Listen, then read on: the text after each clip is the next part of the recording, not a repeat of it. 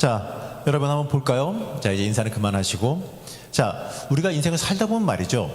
나도 모르게 행하는 일들이 많이 있어요. 자, 나도 모르게 생각보다도 많은 약속을 하며 살아갑니다. 자, 하루 내 삶을 돌아보게 되면 말이죠. 나도 모르는 사이에 수많은 약속을 하고 살아간다는 건데, 뭐 약속이라고 해서 뭐 아주 뭐 거창한 건 아닙니다. 자, 예를 들어서 뭐 저희 목사님들 같은 경우에는 새벽 예배 우리가 5시 반이니까 새벽 예배 가서 뭐 이렇게 미리 불 켜고 뭐하고 하려고 그러면 못해도 4시 반 이전에는 일어나야 한다라는 약속을 이 전화기에 있는 이 알람을 통해 가지고 약속을 스스로 합니다. 또 점심은 언제 먹는지, 이 저녁은 어떻게 한다든지, 뭐 우리가 급한 일 있으면은 볼일은 꼭 길거리가 아니라 화장실 가서 본다든지, 뭐 이러한 식으로 사소한 것들을 갖다가 우리가 많이 약속을 하며 살아간다는 거죠. 때로는 이런 약속을 잘 지키기도 하고 때로는 지키지도 못하고 살아가죠. 그러니까 약속을 지키지 못했을 때 오는 이 찜찜함을 갖다가 좀 이런 말로 하면서 넘어간 사람도 봤는데, 원래 약속은 좀 어기라고 있는 거야, 어떻게 칼같이 다 지켜, 뭐 이러면서 넘어가기도 하죠. 때로는 지키지 못할 약속이기 때문에 두루뭉술하게 약속하고 넘어가기도 합니다. 자, 오늘 제목을 제가 뭐라고 정했죠? 언제 한번 하고 물음표를 붙였습니다. 근데 이게 여러분들 많이 쓰는 말일 수도 있어요. 한번 여러분도 이렇게 약속해 보거나 아니면 이렇게 한번 지나가는 말로 한 적이 있을 것 같은데, 이런 말들이죠. 자, 언제 한번 우리 저녁이나 한번 함께 합시다. 자, 언제 한번 차나 한번 하시죠. 언제 한번 만납시다. 언제 한번 제가 갈게요. 언제 한번 찾아뵙겠습니다. 언제 한번 다시 오겠습니다. 언제 한번 다시 연락드리겠습니다. 우리 언제 한번 만나서 놀자. 자, 하여튼 이렇게 여러 가지 언제 한번 이런 말로 우리가 많이 얘기한다는 거죠. 언제부턴가 우리들의 입에 붙어버린 말이 이 언제 한번이라는 말입니다. 자, 전화를 끊으면서 메일을 보내면서 사람을 만나면서 언제 한번이라는 말을 꼭 습관적으로들 쓰더라고요. 자, 그렇지만 이 언제 한번이라고 말했을 때 말하는 사람이나 그 말을 듣는 사람이나 어떻습니까? 그 말을 무게감 있게 받아들이십니까? 아니면 그냥 그렇구나 하고 그렇게 언제 한번 뭐 그래 언제 한번 뭐 이런 말로 그냥 무게감 없이 지나갑니까? 어떤 사람이 이렇게 말하더라고요. 언제 한 번은 우리 평생에 안 온다. 늘 언제 한 번 하고 넘어가니까. 자, 우리가 모두 알죠. 이 언제 한 번이 이렇게 그냥 다들 흘러가는 얘기처럼 한다는 건 잘 압니다. 그런데 또 하나 아는 게 있는데 뭐냐면 약속은 지켜져야 약속이라는 겁니다. 자, 이 약속의 속성에 관해서 잘 말해주는 고사성어가 하나 있는데 화면 한번 띄워보시게 되면 이 고사성어는 이제 어른들 많이 쓰는 말이기도 한데 이 개포일락이라고 하는 단어가 있습니다. 네이버에 있는데 뒤져보시게 되면 이 단어 뜻이 이렇게 나와 있어요. 개포가 뭐 한 약속, 절대로 번복되지 않는 믿음직한 약속을 말한다라고 하는데, 이 유래를 말해보면 이래요. 옛날 초나라에 개포라고 하는 사람이 있었다고 합니다. 이 개포에게는 아주 뛰어난 두 동생이 있었는데 그 동생들이 하나는 뭐 장사였고 하나는 굉장히 머리가 뛰어난 사람이어서 따라갈 수가 없었대요. 그래서 개포는 이 두 동생에 비해서 자기가 나을 게 하나도 없으니까 스스로 생각을 했다 그럽니다. 내 장점을 찾기로 결심을 했는데 내가 태어날 때부터 동생들에 비해서 뛰어난 게 전혀 없으니까 이제부터라도 나만의 장점을 찾아서 만들어야겠다. 이제부터 나는 입 밖에 한 번 낸 약속은 절대로 어기지 않고 지키는 사람이 돼야겠다라고 어릴 때부터 결심을 했다 그럽니다. 자, 그 뒤에 어떠한 사소한 약속이라도 자기가 하겠다라고 한 것은요, 손해보던 말던 끝까지 지켰다고 해요. 자, 이렇게 성장한 개포가 이 항우와 유방이 천하를 놓고 싸울 때 항우의 편에 서서 싸웠다고 합니다. 자, 항우가 근데 어떻습니까? 여러분 역사 알다시피, 중국 역사 알다시피 항우가 싸움에서 지고 몰락하게 되죠. 그러니까 유방은 그를 현상금을 걸고 이 개포라고 하는 사람을 잡아서 처벌하기 위해서 노력을 했습니다. 하지만 사람들이 알고 있으면서도 그 개포를 숨겨주고 잡지 못하게 막아줬다는 거예요. 그리고 어느 정도 이제 나라가 안정을 찾고 정리가 되니까 오히려 그 왕에게 가서 그 개포라고 하는 사람을 갖다가 쓰임 받게 하기 위해서 사람들이 천거했다는 거죠. 그래서 그 왕 밑에서 벼슬을 하던 이 개포는요, 굉장히 의로운 일에 힘썼기 때문에 많은 사람들의 신임을 받았다고 합니다. 그래서 이렇게 전해주는 말이 이런 말이 있는데, 황금 100근을 얻는 것보다 개포의 말 한마디 약속을 듣는 게 더 귀하다라는 말이 당시 유행했다고 합니다. 이 개포가 하면 승낙했다. 그 의미의 고사성어가 이 개포일락, 여기서 유래하게 된 건데, 자, 이 고사성어는요, 약속을 지키는 것의 중요성을 가르쳐주는 말로 지금까지 사용되어지고 있습니다. 그런데 제가 왜 이렇게 고사성어를 들어가서까지 얘기하냐면, 오늘 우리가 읽은 말씀에도요, 약속에 관한 것이 등장하기 때문에 그렇습니다. 사사기 11장 30절에서 31절 말씀을 다시 읽어보면 이렇습니다. 화면 좀만 빼주세요. 나 너무 부담스럽네.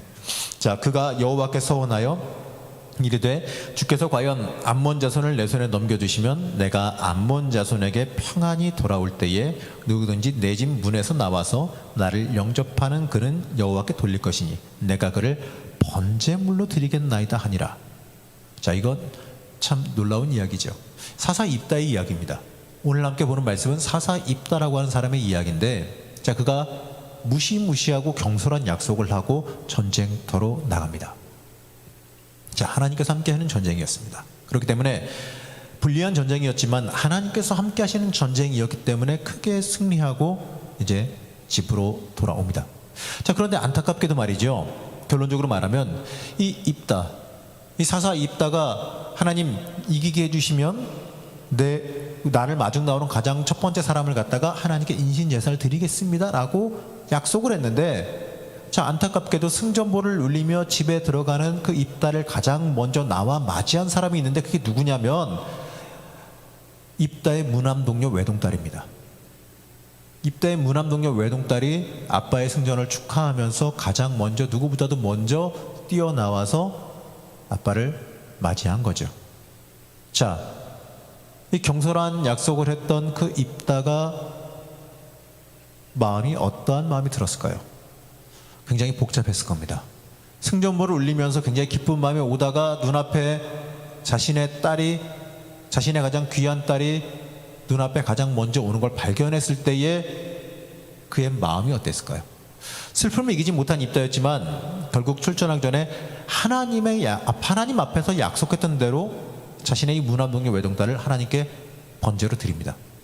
많은 사람이 입다의 서원을 가지고 많은 이야기를 합니다. 비기독교인들은 참 잔인한 내용이다라고 말하기도 하고요. 사람을 산채로 드리게 만든 하나님은 잔인한 신이라고까지 비난합니다. 물론 하나님을 시킨 적 없습니다. 입다가 자의적으로 한 겁니다.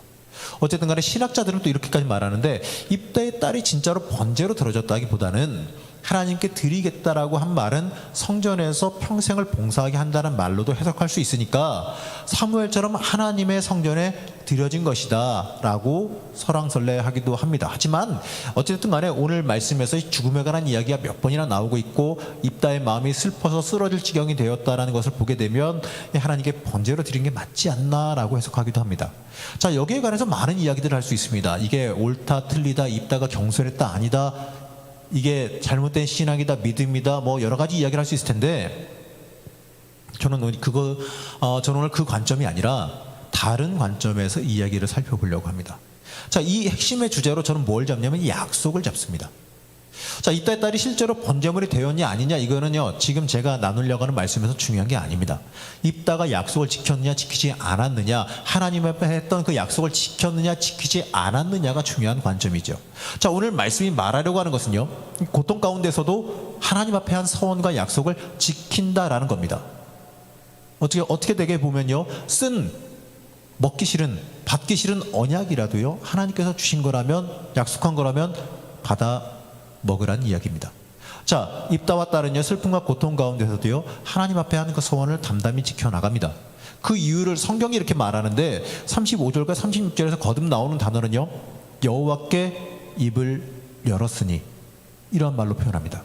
자, 입다와 딸이 슬픔과 고통 가운데서도 자신들의 서원을 지킨 이유가 뭐냐면 하나님 앞에 약속했기 때문입니다.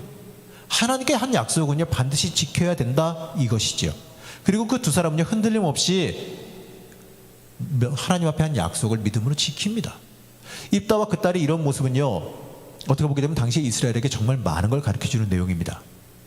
자, 이스라엘은 여러분들이 사사기 쭉 이렇게 보고 계시지만, 여러분의 이스라엘 역사를 또 많이 알고 계시지만 참 하나님과의 약속을 너무나도 쉽게 생각해 옵니다. 너무나도 쉽게 하나님 앞에 약속하고 너무나도 쉽게 서원하고, 그리고 그 약속을 너무나도 쉽게 어기죠. 언약 백성입니다. 언약 백성이면서 좀처럼 언약을 지키려고 하지 않아요. 이러한 이스라엘에게요 고통스럽더라도 하나님과 한 약속, 언약을 꼭 지키라고 요구하는 하나님의 메시지가 이 입다의 이야기 뒤에 감추어져 있는 진정한 메시지입니다. 자, 오늘 입다 이야기를 읽으면서 그의 마음과 얼굴 표정을 한번 상상해 보자고요. 암몬과 싸우러 나가는 입다의 마음이요, 근심이 가득했을 겁니다. 하나님의 신이 임했고 하나님께서 도와주신다, 이기게 해주신다라는 약속이 있었음에도 불구하고요, 어떻습니까? 두렵다 보니까, 확실한 믿음이 없다 보니까 입다의 마음이 무거웠어요. 그래서 입다는요, 하나님 앞에 경솔한 서원을 하게 됩니다. 전쟁 전에 입다는요, 하나님을 향한 믿음과 현실에 다가오니 두려움으로 인해서 굉장히 의심이 왔기 때문에, 걱정됐기 때문에 굉장히 마음이 복잡했을 거예요. 그래서 서원을 하게 된 건데, 이거는 여러분 확실하게 말하면 잘못된 믿음입니다.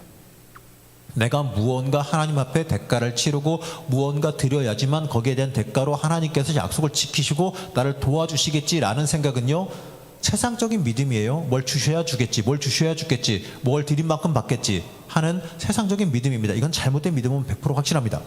자, 그러면 어쨌든 그렇게 해가지고 그가 잘못된 서원을 했다고 하는데, 자, 그러면 전쟁이 이겼을 때, 자, 전쟁의 승리를 딱 거뒀을 때 입다의 마음이 어땠을까요?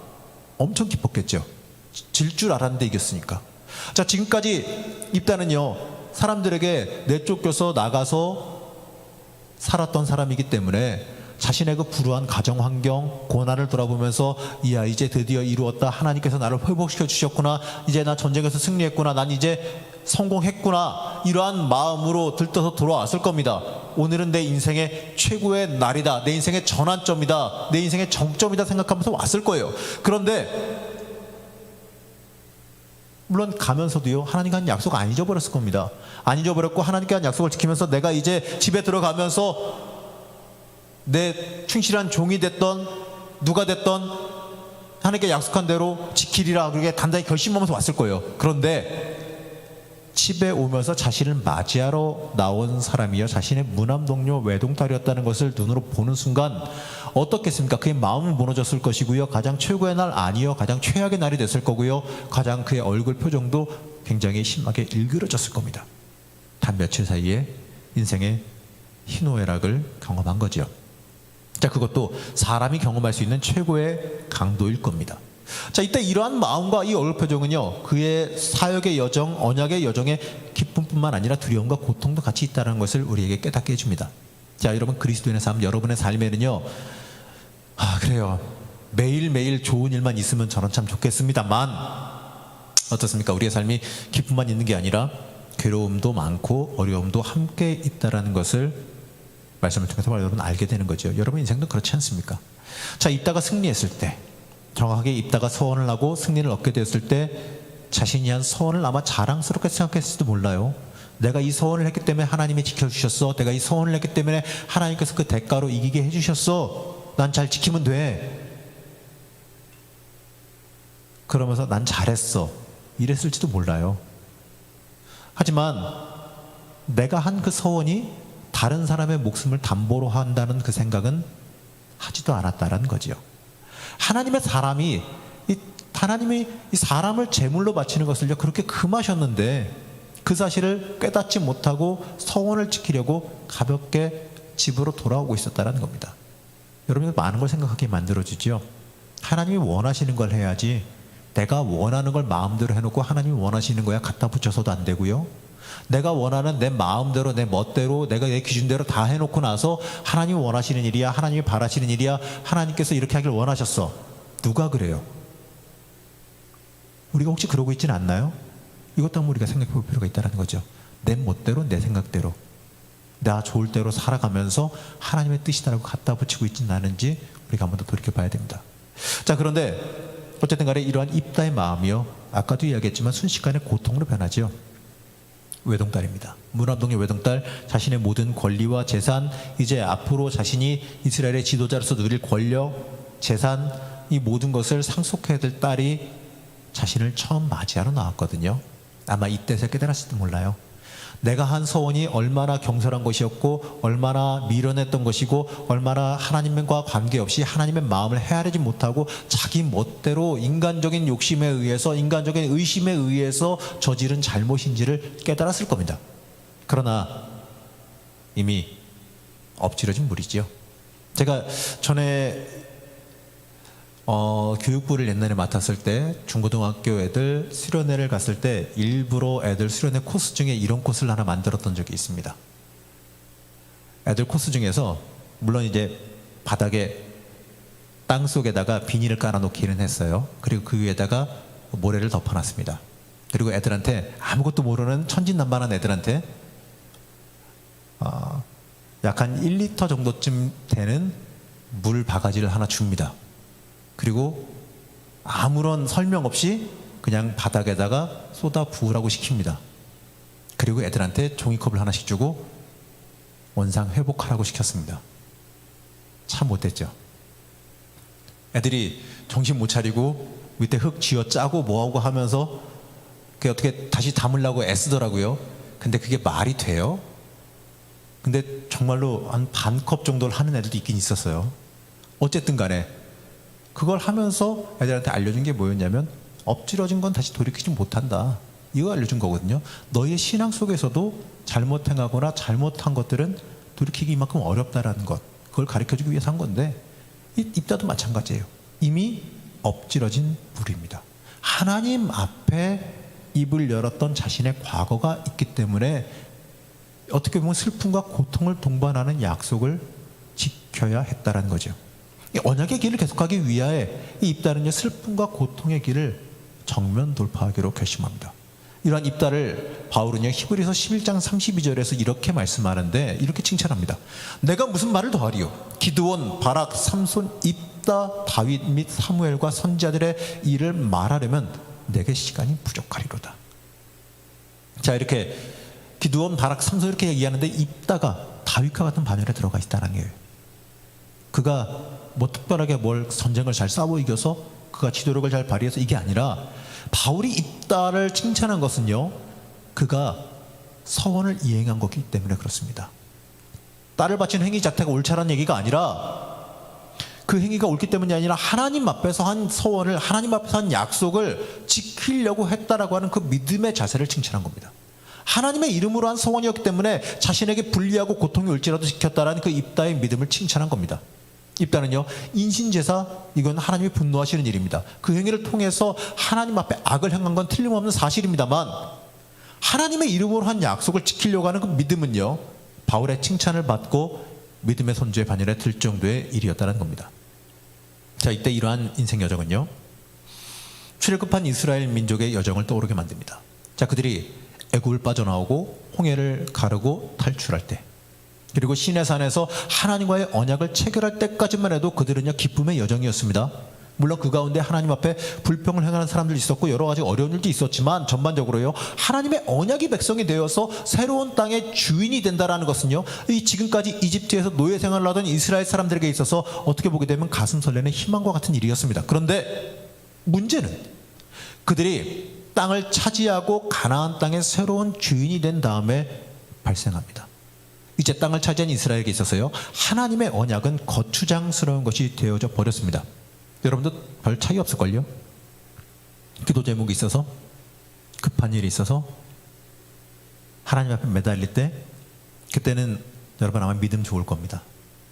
하나님 앞에 철저히 엎드리고 기도하고 매달리고, 하나님 뭐 이렇게 해주시면, 이거 붙여주시면, 이거 뭐 어떻게 해주시면 내가 어떻게 할게요, 어떻게 살게요, 충실히 하나님의 사람으로 바르게 설게요, 주신 그 지경에서 하나님의 사람으로 살게요.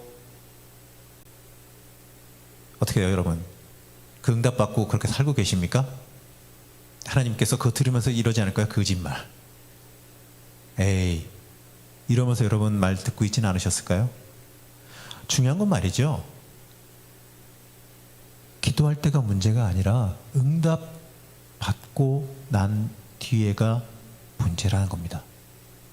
중요한 거는 응답 받고 난 다음에 그 다음에 책임을 어떻게 질 거냐에 대한 문제가 여러분에 함께 주어진다는 겁니다. 하나님과 맺은 언약의 땅을 차지할 때까지, 그때까지 맺은 임시적인 언약이 아닙니다. 이스라엘에게 있어서는요. 오히려 가나안 땅을 차지한 다음에 적과 꿀이 흐르는 약속의 땅에 들어간 후에 본론으로 들어가게 되는 언약이라는 겁니다. 여러분도 기도하는 그 기도의 제목들이요, 다 응답받고 난 다음이 이제 본론이에요. 그러고 나서 어떻게 할 거냐가 이제부터가 본론입니다. 이스라엘은요, 영원히 하나님의 백성이라는 그 정체성을 가지고 살아가야 하는 선택받은 민족입니다. 가나안에서 온갖 우상과 어려움이 판치는 곳에서도요, 하나님의 언약 백성으로 살아가는 것이 하나님께서 계획하신 이스라엘과의 언약 관계입니다. 여러분도 똑같습니다. 하나님과의 그 언약 관계가 여러분들이 뭐냐면요, 우상 숭배가 판치고, 세상 물질 문명주의가 판치고, 세상 자기 멋대로 자기 욕심들이 판치고, 세상의 논리가 판치는 이 자리에서, 여러분의 삶의 자리에서, 그곳에서 여러분이 그것들과 싸워 이겨가면서 하나님의 사람으로 정체성 굳건하게 세워가면서 살아가야 한다라는 게 여러분과 하나님과의 맺은 신앙의 관계, 언약 관계라는 거예요. 어려운 이야기입니다. 고난당할 때, 고통당할 때 그때도 하나님 붙잡을 수 있겠느냐? 세상과 하나님과의 관련된 선택의 길에서 하나님 과감하게 선택하고 살아갈 수 있겠느냐의 책임이 여러분들에게 주어져 있다는 겁니다. 자, 그러나 이스라엘 사람들은요, 땅을 차지하고 나니까 하나님과의 관계가, 언약 관계가 어떻습니까? 거추장스러워졌죠. 그래서 사사기에서 이스라엘이 하나님을 잊었다, 이스라엘이 하나님을 잊었다라는 말을 계속합니다. 자, 이스라엘에게 있어서 하나님의 언약은요, 가나안 땅을 차지하기 위한 수단에 불과했을지도 모릅니다. 여러분 혹시 그러세요? 하나님 믿고 기도하고 하나님 앞에 서원하고 하나님 앞에 헌신하는 그 모든 것들이 이 땅의 것 하나, 이 땅의 소원, 이 땅의 제목들 얻기 위한 수단에 불과하십니까? 미안하지만 그거는 신앙이 아닙니다. 이스라엘이 행한 가장 큰 죄악과 똑같은 일입니다. 그래서 그들은 가나안 땅에 들어온 후에 계속해서 하나님 등지고 살아간 겁니다. 가나안 땅에 들어오기 전에 이스라엘에게 하나님과의 언약 관계는요, 필요했죠. 살기 위해서 하나님의 전투력이 필요했고 하나님의 능력이 필요했습니다. 그리고 실제로 많은 싸움에서요, 군대답지도 못한 이스라엘은 하나님께서 함께 하셔서 이기게 해주셔서 큰 승리와 영광을 얻었습니다. 여러분 이 땅에 승리하는 거요? 여러분 이 땅에 성공하는 거요? 정말 미안한 얘기입니다만, 물론 여러분의 능력 차이가 있겠지만, 그래요, 까놓고 얘기합시다. 대놓고 얘기합시다. 여러분의 능력으로 이 땅에서 승리 못해요. 여러분의 능력으로 이 땅에서 치고 올라가는 거요? 미안해요, 어려울 거예요. 하나님이 안 도와주시면요, 힘들 겁니다. 어려운 거 올라가도요, 불안할 겁니다. 언제 쓰러질지 모르고, 언제 넘어질지 모르고, 내 능력이 언제 다할지 모르고, 언제 내가 감당하지 못할 장애물 만날지 모르기 때문에 불안할 겁니다.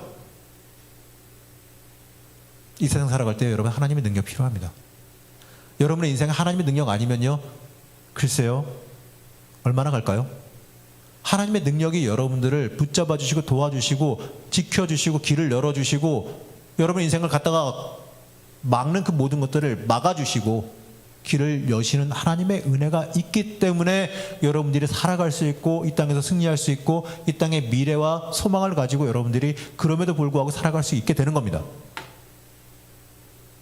이스라엘은요, 어떻게 보게 되면 그들의 그 출애굽의 모든 여정, 가나안에서 자리 잡는 그 모든 여정이 어깨를 으쓱거리면서 하나님께서 깔아놓으신 승리의 길을 아주 가볍게 걸어 들어오는 즐거움과 영광의 길을 얻었다는 얘기예요. 여러분도 마찬가지예요. 여러분 힘들게 노력하고 열심히 애쓰고 살아가는 거 다 압니다. 어떻게 보게 되면 전에도 얘기했죠.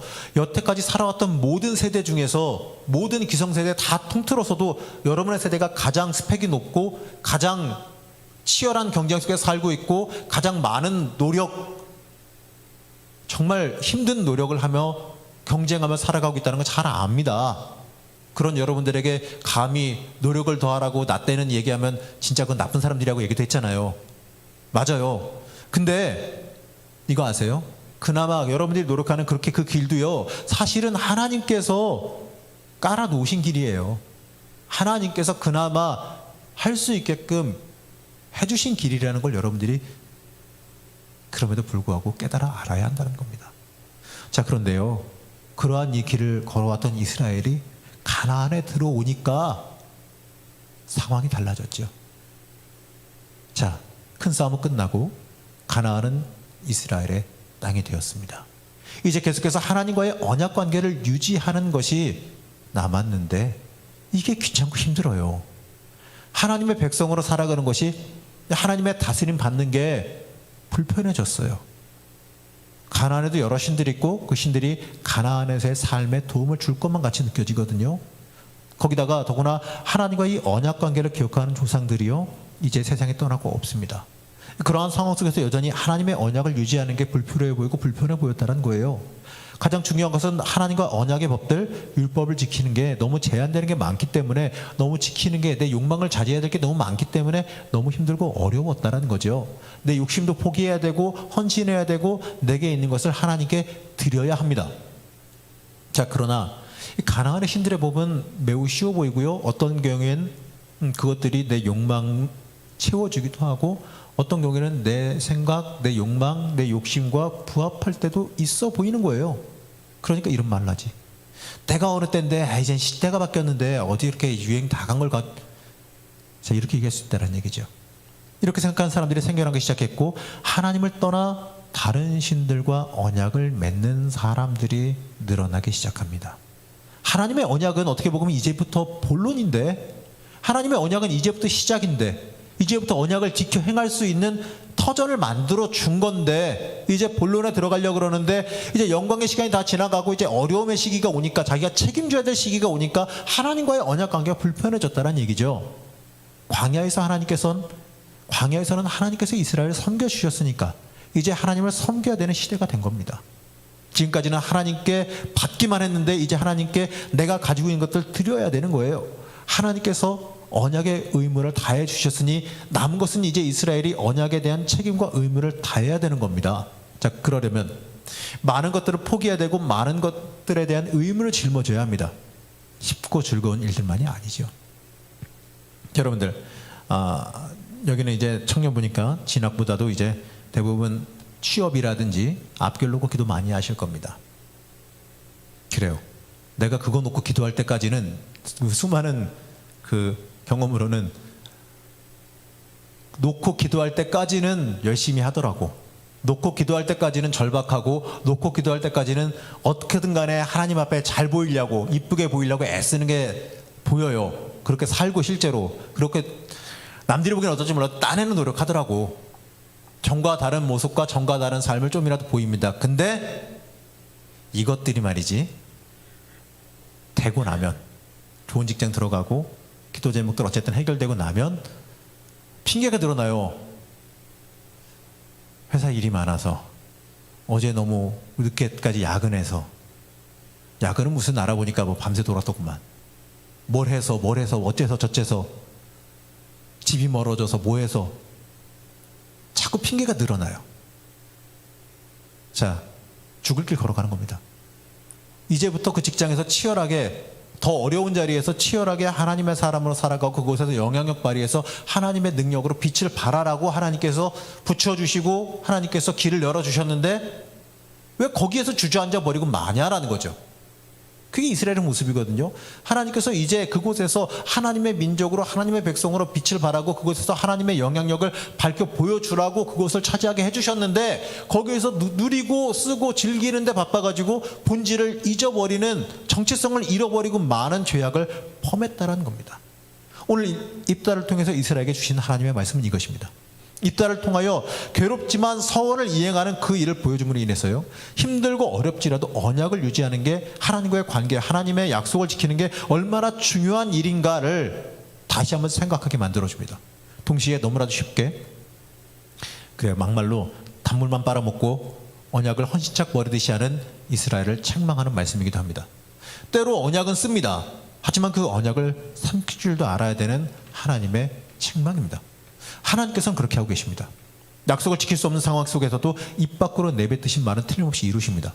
자, 입다가 서원을 지키기 위해서 자신의 외동딸을 제물로 드린 것처럼, 하나님께서도요, 자신의 외아들을 언약을 위해서, 여러분들 살리시고 구원하신다는 그 언약을 위해서 십자가 제물로 못 박으셨지 않습니까? 입다는 비록 극단적이긴 하지만 하나님과의 약속을 행한 사람입니다. 뺀질대는 이스라엘이 하나님과의 약속을 지키기 위해 본받아야 되는 모습이에요. 별 핑계를 댈 수 있었을지 모릅니다.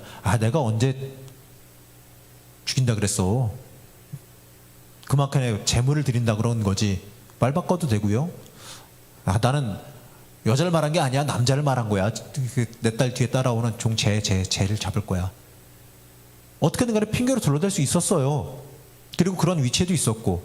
근데 사람과 약속한 게 아니라 하나님과 약속했기 때문에 그 약속을 지킨 겁니다. 어려움이 있을지라도요, 이게 바로 하나님 오늘 말씀의 핵심이에요. 어려움이 있을지라도 하나님과의 언약을 위해 그 길을 걸어가야 한다는 겁니다. 그러지 않고서 언약 백성으로 거듭날 수도 없고 영광을 얻을 수도 없습니다. 오늘날 많은 그리스도인들이 달면 삼키고 쓰면 뱉는 이스라엘처럼 신앙생활을 하죠. 어떻게 보게 되면 신앙생활 자체가 내 인생의 유익만을 위해서 하는 미신적인 행위와 같습니다. 그래서는 안 되지요. 복이는 일이면 나서고 섬기는 일에는 빠지는 식으로 행하는 경우도 많이 봅니다. 내가 원하는 대로 내 마음대로 되면 하나님의 뜻이라고 생각하고, 내 마음대로 되지 않고 어려움이 다가오면 하나님이 나를 떠나셨다, 이것이 하나님의 뜻이 아니다라고 생각합니다. 많은 사람들이 교회에 헌신하려고 하지 않지요. 헌신하고 봉사하는 일은 대개 내 시간과 내 자유를 내려놓아야 되기 때문에 그렇습니다. 자, 이게 어려움이고 이게 고난으로 여겨집니다. 이러한 사람들은요, 헌신을 이야기하면 여러 가지 이유와 핑계를 대죠. 말 그대로 다 듣고 나면요, 그럴싸하지만 듣고 나면 간단해요. 딱 두 마디로 요약됩니다. 핑계. 아무리 오랜 시간을 신앙생활을 했다고 할지라도요, 핑계를 대면서 헌신의 자리는 어떻게든 간에 거절한다는 거죠. 그런데 이러한 사람들이 대부분 중요한 게 여기는 게 있는데, 눈에 불을 켜고 이런 사람들이 찾아보다가 사무실에 와서 항의하는 게 있어요. 뭐냐면 주보에 이름 빠졌다고. 주보 헌금란에 이름 빠졌다, 아니면 주보에 광고에 이름 빠졌다, 뭐 이런 거죠. 헌신의 자리에 자기의 이름은 그렇게 빼려고 그러면서 이름 나는 자리, 남들이 알아봐주는 자리의 명단은 혹시나 빠지지 않았나 열심히 챙겨본다는 거예요. 헌신의 자리는 거절하면서 축복과 영광의 자리, 자신의 얼굴과 이름 내세우는 자리에는 꼭 나서고 싶어하는 게 혹여나 우리가 행하고 있는 모습이 아닌지 살펴봐야 됩니다. 이 많은 그리스도인들이 이러한 이중적인 가치관을 가지고 신앙생활을 합니다. 하나님의 나라를 섬기는 일에 어려움이 따르기 때문에 익명으로 살아가고 싶고, 하나님 나라에 축복받는 일에는 이름 내며 하나님과 친밀한 관계를 유지하고 싶어 한다는 거죠. 복받는 일에는 내가 그리스도인이야 라고 강조하면서 언약 백성의 삶을 살아야 되는 일에는 적당히 핑계를 대고 어떤 경우에는 오리발까지도 내민다는 거예요. 자, 오늘의 입다의 얘기를 통해서 우리가 알아야 되는 것은 이것입니다. 하나님의 언약 백성으로 의무를 행하시기 바랍니다. 하나님의 나라를 섬기는 일에 특별하게 이름 있는 자로 살고 그 결과로 복을 얻어야지, 하나님 섬기는 일에는 숨어 있다가 복을 차지하는 일에는 이름 내고 싶어하는 모습으로 신앙생활에서는 안 됩니다. 사랑하는 청년 여러분, 하나님의 복받는 자리가 아니라 하나님을 섬기는 일에 앞다투어 여러분의 이름 올리는 역사가 일어나기를 소망합니다. 하나님의 나라와 관계하는 일에 여러분의 삶을 들이시기를 바랍니다. 그리스도인답게 살아가는 일에 마음을 쓰시기 바랍니다. 비록 그 일이 입다처럼 어려움과 포기와 헌신을 요구하고 때로는 세상 가운데 손해볼지라도, 참 미안한 말이지만 그렇게 하시기 바랍니다.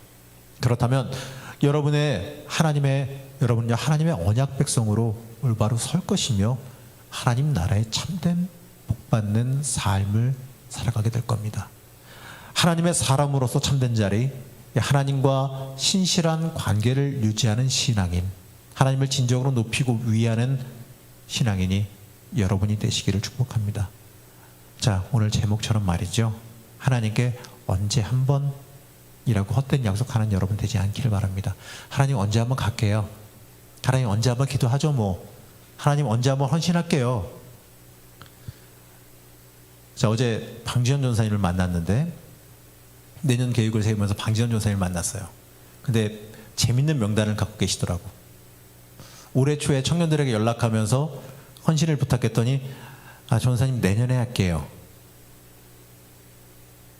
진짜 내년 한다는 얘기는 아니겠지. 내년 언제 한 번이란 말처럼 다음에 할게요 라는 말로 미룬 청년들의 명단을 갖고 있더라고요. 그러면서 저한테 내밀면서 하는 얘기가, 목사님 얘들 약속했어요. 내년에 헌신한다고 약속했어요 라고 저에게 어제 아주 당당히 내미시더라고요. 저도 짐짓 당황했지만 아싸 싶었습니다. 오늘 설교도 이건데, 약속합니다. 내년에 할게요 한 친구들 내년에 다 헌신시킬게요. 이렇게 교회 안 나온다 이러면 또 약속은 지키라고 있죠. 이건 하여튼 나중에 상의해보고, 하나님 앞에 여러분 언제 한번 나중에 할게요 이런 약속하지 마십시오. 하나님께서 부르실 때는요, 하나님께서 너 이렇게 찍으실 때는요, 하나님 왜 나 하필이면 나, 이게 아니라 내가 때가 된 거예요. 널 통해 역사하려고. 그러게 말이다. 내가 하필이면 널 집었을까? 근데 너 쓰려고. 이렇게 부르실지도 모르잖아요. 나를 통해 역사하실 무슨 특별한 일이 있을지도 모르잖아요. 여러분, 하나님 앞에 언제 한 번이 아니라 하나님 오케이, 하나님 알겠습니다, 지금 할게요, 이렇게 하나님 앞에 부르실 때 하나님 앞에 그 순간순간 나아가는 주의 자녀들 되시길 축복합니다. 그리고 그게 진짜 여러분의 신앙인으로서 성장하는 모습이라는 것도 함께 기억하시기 바랍니다. 잠깐 기도하겠습니다.